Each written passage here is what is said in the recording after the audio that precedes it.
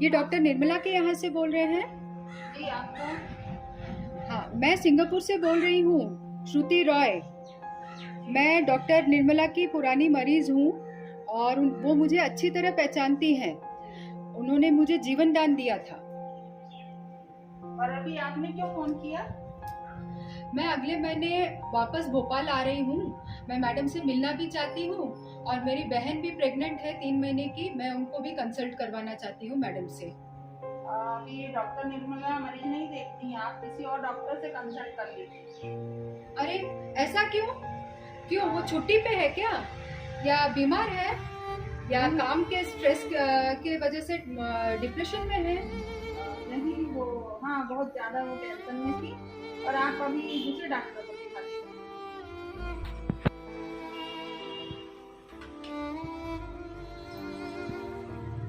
सुनती हो? इतनी ही नीलिमा रश्मि का फोन आ रहा है, कहाँ कहाँ से सब आपको याद कर रहे हैं।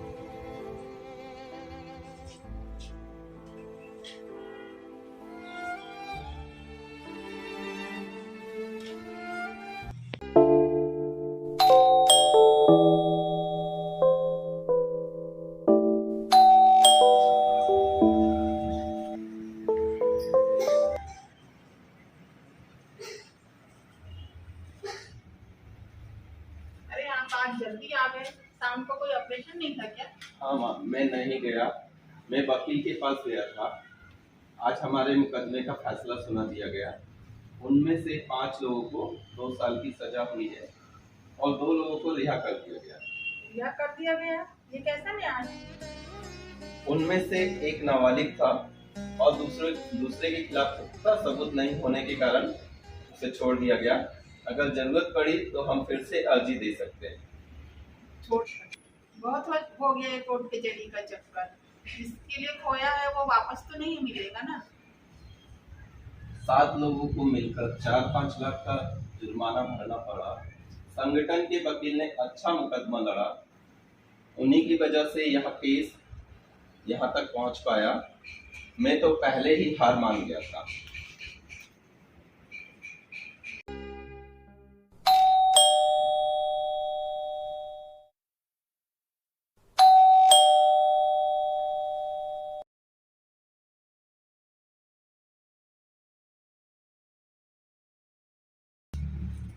Good evening sir. Good evening sister. Good evening aunty. Good evening. Nancy, लगता है आज घर का रास्ता भूल गई हो, बैठो ना। नहीं, ऐसा नहीं आंटी जी कि मैं घर का रास्ता भूल गई हूँ। अभी मैं माता हॉस्पिटल में ड्यूटी करती हूँ, वो भी डिलीवरी वार्ड में। बहुत थक जाती हूँ। बस पकड़ के जब घर आती हूँ तो बहुत थक जाती हूँ। करीब 60 किलोमीटर का रास्ता पड़ जाता है। घर में आने के बाद कुछ करने की हिम्मत ही नहीं बचती। जब मैं यहाँ थी तो सब पास था, तो मेरे पास बहुत टाइम बच जाता था। आज हमारे मुकदमे का फैसला सुना दिया गया। आपको पता चला सिस्टर? यस सर, इसीलिए मैं यहाँ आई हूँ। पर सर, उन लोगों को तो कुछ ज्यादा सजा हुई ही नहीं है, हमें लोगों को भुगतना पड़ा। अगले ही दिन मंत्री को देखा, उसे पार्टी से निलंबित कर दिया गया है। कुछ ही दिन पहले लोगों की भीड़ ने उसे मारा। सर में चोट लगने के कारण उसे अस्पताल लाया गया था। जब उसने मुझे देखा तो वो वहां से चला गया। उसने मुझे अनदेखा कर दिया। उसका कभी भला नहीं हो। सर, कंज्यूमर कोर्ट केस का क्या हुआ है? वो भी जल्दी खत्म हो जाएगा। कंज्यूमर कोर्ट के एक्सपर्ट की राय हमारे हित में है। सभी कोई जानते हैं कि ऑपरेशन के दौरान कोई भी कॉम्प्लिकेशन हो सकते हैं। पर सर, ऐसा किसी पत्रकार ने लिखा ही नहीं, ना ही किसी टीवी चैनल पे दिखाया गया है। मुकदमा खत्म हो चुका है, सबको पता है दोषी कौन है। फिर आप अस्पताल क्यों नहीं खोलते, हॉस्पिटल क्यों नहीं खोलते? मैं इसी सोच के साथ तो यहाँ आई हूँ। तो वो हम में से काफी लोगों का रोजी रोटी का सहारा था। वो बंद करके बहुत तकलीफ होती है।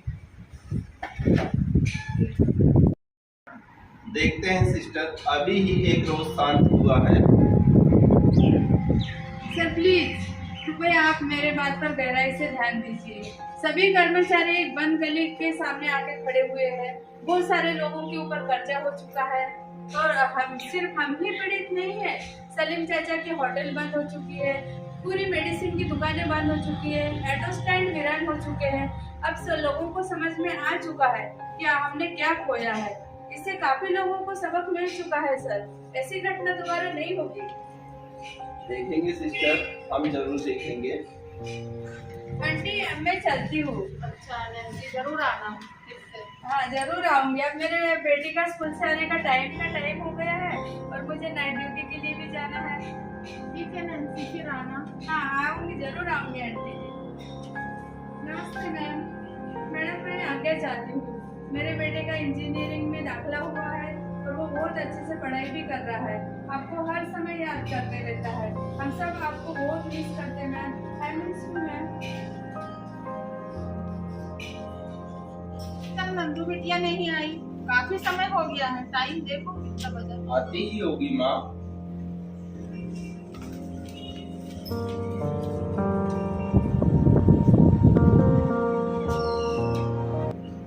दो साल हो चुके हैं, मुकदमा भी खत्म हो गया। सभी लोग चाहते हैं कि हम फिर से अस्पताल शुरू करें, पर मैं तुम्हारे बिना नहीं कर पा रहा। यहाँ मुझे कोई नहीं समझता।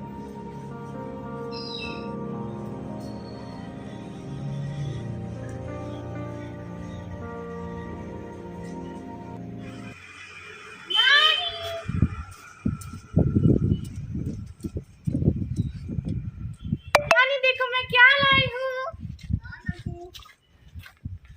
देखो मैं क्या लाई हूँ।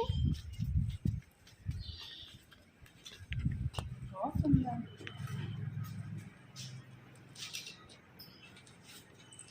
नानी क्या बढ़िया प्रदर्शन था। पूरा ऑडिटोरियम फुल था। आपको भी मेरे साथ आना चाहिए था। नहीं बेटा, मेरे को चलते नहीं बनता, मैं बहुत थक जाती हूँ। आपको बताया था ना मैंने। आओ नानी यहाँ बैठ जाओ।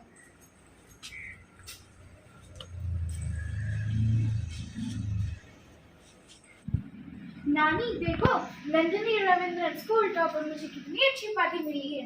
मैं कितनी खुशनसीब हूँ। बहुत बढ़िया। तुम्हारी मम्मी भी स्कूल कॉलेज में टॉप आती थी। वो मेडिसिन में गोल्ड मेडलिस्ट थी। जो भी हो, मुझे पता है उन्हें भी इतना बड़ा कप कभी नहीं मिला होगा। अच्छा बाबा, मैं मानती हूँ ये घर में सबसे बड़ा कप है। अब तुम्हें भूख लगी होगी, चलो कपड़े बदल के खाना। हाँ नानी, मुझे इतनी भूख लगी कि मैं खाती को भी खा सकती हूँ। ठीक है, कपड़े अपने टेबल में खाना लगा।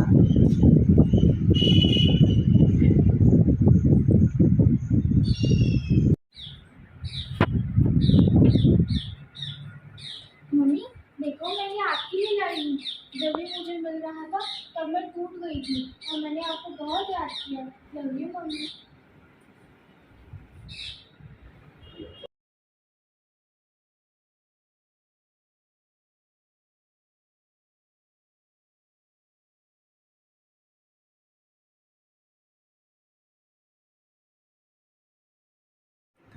मुझे भी नंदू के स्कूल के फंक्शन में जाना चाहिए था।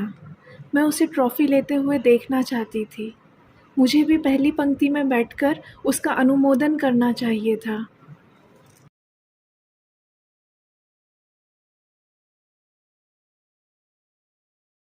यह मेरा सपना था कि जब वह कप लाए तो उसे कसकर गले लगा लूं, उसके माथे को चूमूं, लेकिन अब मैं ऐसा कुछ भी नहीं कर सकती।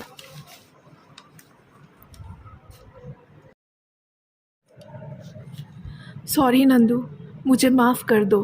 क्षण भर में इस माँ ने कितने लोगों की ज़िंदगी तबाह कर दी।